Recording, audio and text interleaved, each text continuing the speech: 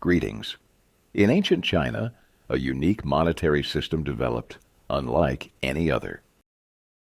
In the earliest period, tools and strings of cowrie shells were used as money. Later, imitations of cowrie shells made of stone, jade, and eventually bronze served as coins. During the Zhou dynasty, 12 to 6 centuries BC, copper ingots in the shape of tools, but not full-sized, were used as coins.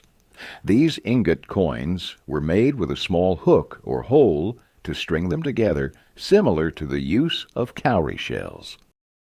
It was likely during this period that round copper or bronze coins with a circular hole in the middle first appeared. The exact date of their origin is unknown, with estimates ranging from 947 BC to the 6th century BC. These coins were strung together in groups of 100. During the reign of Emperor Qin Shi Huangdi, 248-210 BC, a bronze coin with a square hole in the middle, called banliang, convenient coin, was introduced. A standard for coin quality, an alloy of copper and tin, and coin weight, 7.6 g, was established, although in practice the weight could vary significantly. They were also strung together in groups, but not on a cord, rather on a square stick. This coin shape persisted until the early 20th century, with only the minting quality improving over time. Alongside copper money, gold ingots of a specific weight, called jin, were in circulation. In the 2nd century BC, one jin contained 244 grams of gold and was usually equivalent to 10,000 copper coins.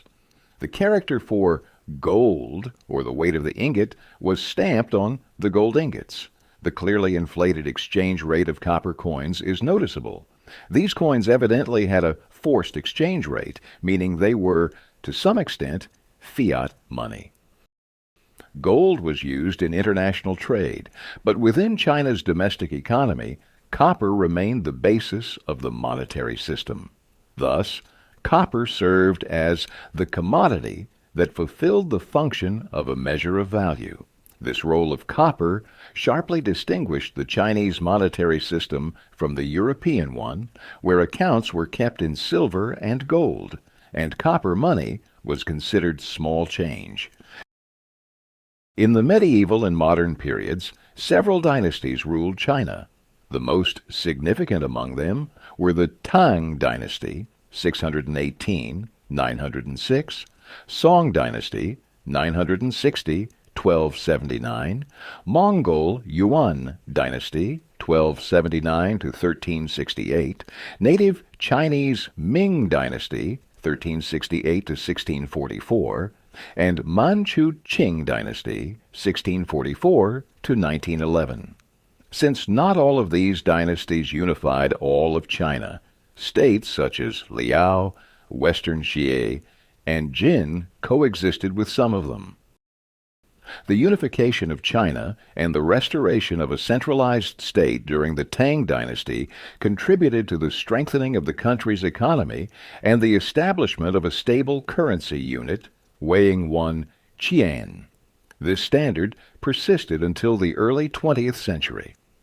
The first qians featured 4 characters stating circulating coin of the beginning of the reign. Later, 2 of these characters, the top and bottom ones, indicated the Nianhao, the reign title under which the coin was issued. Initially, the reverse side of the qian was smooth, but later it included the mint location. During the Song dynasty, in addition to qians, there were silver ingots weighing 50 liang. 1 liang was about 37 grams, used by large merchants for wholesale transactions. The Song dynasty also attempted to introduce smaller denomination coins made of iron and worth 0.1 qian. However, this attempt was unsuccessful, and the issuance of these iron coins was discontinued. Gold leaf currency also appeared, but was short-lived and used only in certain religious ceremonies. All coins of the Mongol Yuan dynasty were cast from bronze, maintaining the familiar Chinese appearance with a square hole and 4 characters on the obverse side. Occasionally, the Chinese inscription was replaced by a Mongolian one of the same content. The Venetian merchant Marco Polo, who visited China, mentioned salt money in his writings. Salt water was boiled in cauldrons until it reached a dough-like consistency, then molded into blocks and stamped with the emperor's seal. To ensure the currency was hard enough for circulation, it was further roasted on hot tiles. Around this time, tea money, compressed bricks of tea, also began to be used. With the rise of the Ming dynasty, bronze coins and silver by weight once again became the main monetary means in China, similar to the pre-Mongol period. In addition to the regular qians, larger coins worth 2, 3, 5, and 10 qians, with the value indicated on the reverse side, were cast. Gold and silver ingots were used for large transactions. The greatest interest lies in the circulation of paper money, which took place in China from the 11th to the 14th centuries. There are several theories explaining the reasons for their emergence.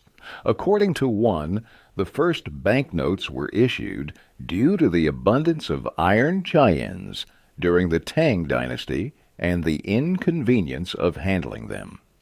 Another theory suggests they appeared due to a shortage of copper. Only the circumstances of their introduction into circulation are known.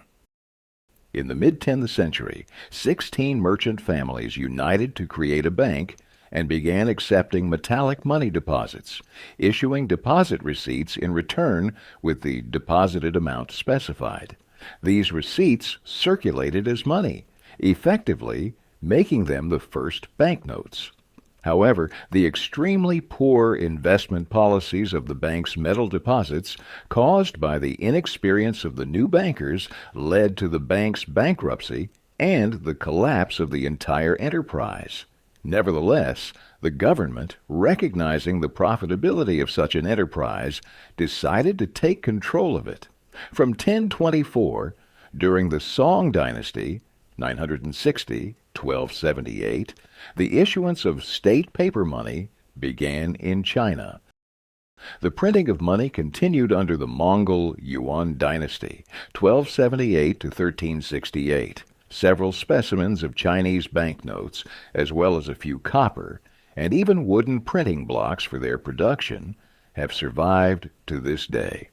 There are also eyewitness accounts. For instance, the Franciscan monk William of Rubruck, who visited China in 1253, mentioned the use of paper money. Marco Polo not only mentioned this money, but also described in detail the process of its manufacture, having visited the state mint. The printing of traditional Chinese banknotes continued during the reign of the native Chinese Ming dynasty, 1368 to 1644. However, the functioning of this money was short-lived, and the printing of banknotes resumed only during the rule of the Manchu Qing dynasty, 1644 to 1911. During the reign of this dynasty in China, traditional currencies were in circulation, but due to an acute need for silver, a significant number of high-quality Spanish silver pesos appeared on the Chinese market. Whole coins, their fragments, and silver ingots made from melted coins were used. For large payments, bullion silver was used, silver ingots, or their parts. The accounting unit was based on the tael, about 37 grams, which was divided into 10 jiao, 100 fin, and 1,000 wen of silver. Yuanbao ingots, 55 taels, were cast in boat, shoe, or horsehoof shapes for transactions. Zhongdins, 10 taels, and xiaodins, 5 taels, as well as smaller ingots weighing less than a tael, were also cast. When necessary, large ingots, like coins, were cut into pieces. The most common means of payment remained the copper coin, yuan, a cast-round coin with a square hole in the middle for stringing into bundles. A bundle of coins weighed 2,000 wen. By the mid-19th century, the Opium Wars had severely disrupted the state's economy. Starting in 1853, to cover budget deficits, the Treasury began issuing paper notes, guanpiao and baoqiao, intended to circulate alongside silver and copper coins. Their issuance increased each year, leading to disorganization of the monetary market. Guanpiao had a silver denomination ranging from 1 to 100 taels. Baoqiao had a copper denomination ranging from 250 to 100,000 wen. Additionally, the minting of exchange coins significantly increased. Known as heavy and later new, large bronze and iron coins, dazhang, were cast with denominations ranging from 4, 5, 10, 20, 50, 100, and up to 500 or even 1,000 wen. However, these coins were inferior because their weight did not correspond to their stated value. Therefore, they lacked the trust of the population, and some denominations never gained acceptance. Furthermore, coins of certain denominations underwent repeated debasement, decreasing to nearly a quarter of their original weight. The purchasing power of the yuan plummeted catastrophically, exacerbated by the declining quality of newly minted coins. The complete depreciation of the yuan necessitated a government coinage reform. In 1889, the yuan, meaning round in Chinese, was introduced as the primary currency, subdivided like the tael into 10 jiao, 100 fen, and 1,000 wen. Brass coins were issued in denominations of 1 wen, copper coins in denominations of 2, 5, 10, and 20 wen, and silver coins in denominations of 2, 5, and 1 yuan. Banknotes were also issued in denominations of 1, 2, 5, and 10 jiao, and 1, 2, 5, 10, 50, and 100 yuan. From 1905 onwards, banknotes were issued by the Bank of the Great Qing Empire, established in the same year. So, my story comes to an end. Goodbye.